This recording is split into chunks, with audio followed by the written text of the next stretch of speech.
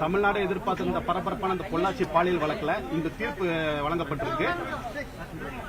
தீர்ப்புல முடிவாக நீதிமன்றம் என்ன சொல்லியிருக்காங்கன்னா 9 எதிரிகளும் குற்றவாளிகள் என்று அரசு தரப்பில் சந்தேகத்து இடம் என்று நிரூபிக்கப்பட்டதால் அவங்களை குற்றவாளிகள் என்று தீர்ப்பு வழங்கப்பட்டுள்ளது. அவங்களிடம் தண்டனை சம்பந்தமான விவரங்கள் கேட்டிருக்காங்க. அவங்க வயது காரணமாகவும் மற்ற அவங்க திருமணமாகாதவர்கள் வயதான பெற்றோர்கள் இருக்கிறார்கள் என்ற உடல்நிலை காரணங்களாகவும் சொல்லி லீனியன்சி கேட்டிருக்காங்க. அரசு தரப்பில் கடுமையான வாதங்கள் வைக்கப்பட்டுள்ளது. இது ஒரு அரிதான வழக்கு. அதனால பெண்களுக்கு எதிரான வழக்குல நீதிமன்றம் ஒரு கண்டிப்பான ஒரு தீர்ப்பு வழங்கணும், கடுமையான தண்டனைகள் வழங்கணும். இந்த வழக்கை பொறுத்த வரைக்கும் 376D கேங் ரேப் நிரூபிக்கப்பட்டிருக்கு. அதெல்லாம் 376 2N மீண்டும் மீண்டும் பாலியல் குற்றத்துக்கு உட்படுத்துவது இந்த 2 முக்கியமான ஒரு மேஜர் அஃபென்ஸ்ல கன்விக்ஷன் பண்ணிருக்காங்க. அதனால அதோட உயர்ந்தபட்ச தண்டனை பாத்தீங்கன்னா சாகும் வரை ஆயுள் தண்டனை.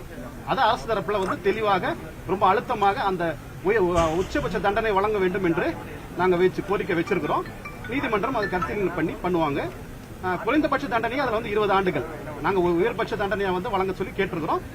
12 மணிக்கு தண்டனை விவரங்கள் வழங்கப்படும். மேலும் எங்களோட வாதத்துல பாதிக்கப்பட்ட பெண்களுக்கு நஷ்டீடு வழங்க வேண்டும்.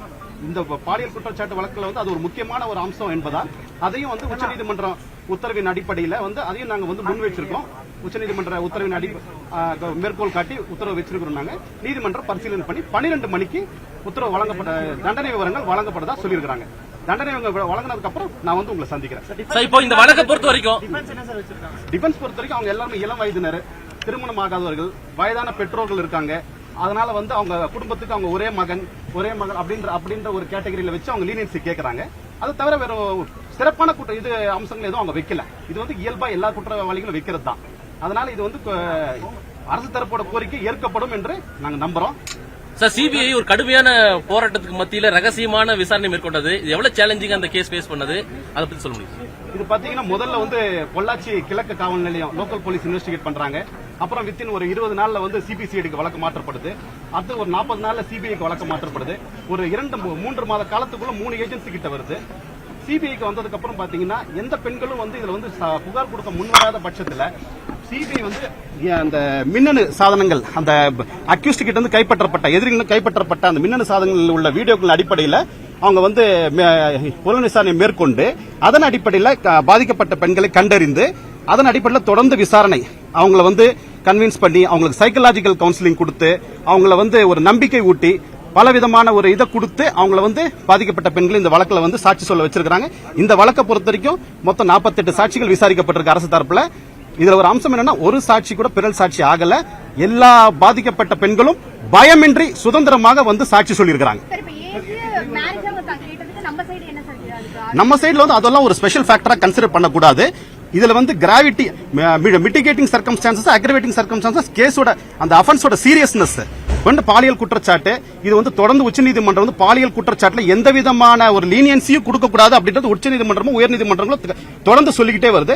அந்த உயர்நீதிமன்ற உச்சநீதிமன்ற உத்தரவுகள் அந்த சைட்டேஷன் ஜட்ஜ்மெண்ட்ஸ் நாங்க கோட் பண்ணி நாங்க வாதங்களை வச்சிருக்கோம். இப்ப இதுல ஐபோன் மடிக்கணினில ஒரு மிக முக்கியமான எவிடன்ஸா எடுக்கப்பட்டதா சொல்லப்படுது. அது எடுத்தது என்ன, அந்த வழக்கு நிரூபிக்க எந்த அளவுக்கு உதவியா இருந்தது? இந்த வழக்கு நிரூபிக்கிறதுக்கு பாத்தீங்கன்னா அந்த மின்னணு சாட்சியங்கள் தான் பெரிய, அது வழக்கு நிரூபிக்கிறதுக்கு மட்டும் இல்ல, பாதிக்கப்பட்ட பெண்களை கண்டறியறதுக்கும் புலன் விசாரணை அதிகாரிகளுக்கு அது ஒரு பெரிய ஒரு சப்போர்ட்டிங்கா இருந்தது.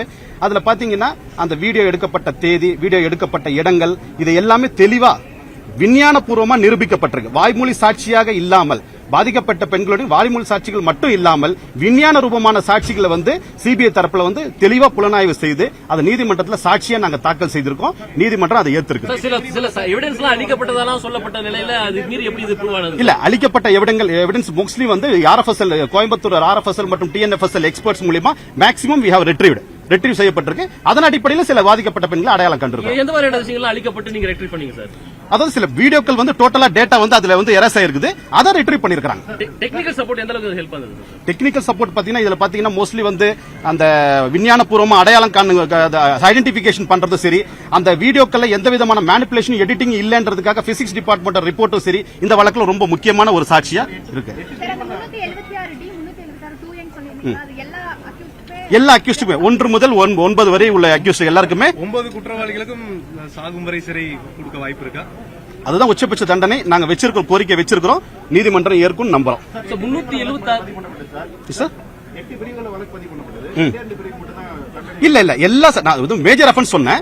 120B, 354A, 354B எல்லா சட்ட பிரிவுகளிலும் அவங்க குற்றவாளி என்று நிரூபிக்கப்பட்டிருக்கு. 376/2N அதுக்கு அதிகபட்ச தண்டனையா சொல்லிருந்தீங்க. அது எந்த அளவுக்கு நீங்க ஸ்ட்ராங்கா பேசிருக்கீங்க? எதிர்த்தரப்புல டிஃபென்ஸ் பண்ணிருக்காங்க. எதிர்த்தரப்புல பெருசா ஒன்னும் சொல்ல, அவங்க வயது இந்த இதை மட்டும் தான் சொல்லிருக்காங்க.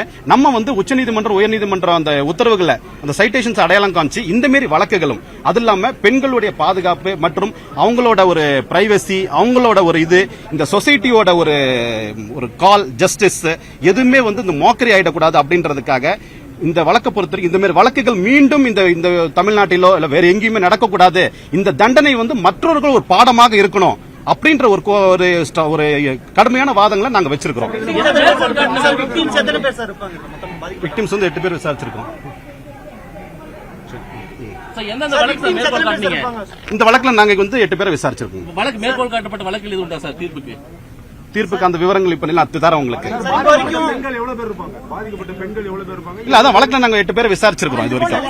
நான் மீதி விவரங்களை உங்களுக்கு தண்டனை விவரம் சொல்றேன். அது நம்ம சொல்ல முடியும். நம்ம வழக்குல விசாரிச்ச வரைக்கும் 8 விசாரிச்சிருக்கோம்.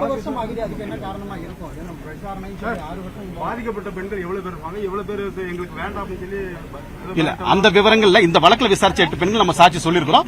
பாதி விவரங்கள் தண்டனை விவரங்கள் உங்களுக்கு 12 மணிக்கு மேல சொல்றேன். சாட்சி எதுவுமே இல்லைன்னு சொன்னீங்க. இது போன்ற வழக்குகள்ல கொஞ்சம் சென்சிட்டிவான ஃபேக்டர்ல சில தயங்குவாங்க. பட் அதையும் கடந்து நீங்க எப்படி சாட்சி? அது சிபிஐயோட ஒரு முயற்சி, ஒரு கடுமையான முயற்சி, இந்த பாதுகாப்பு எல்லாத்தையும் அடிப்படையில தான் இந்த வழக்கு நடைபெற்றது. நன்றி. நான்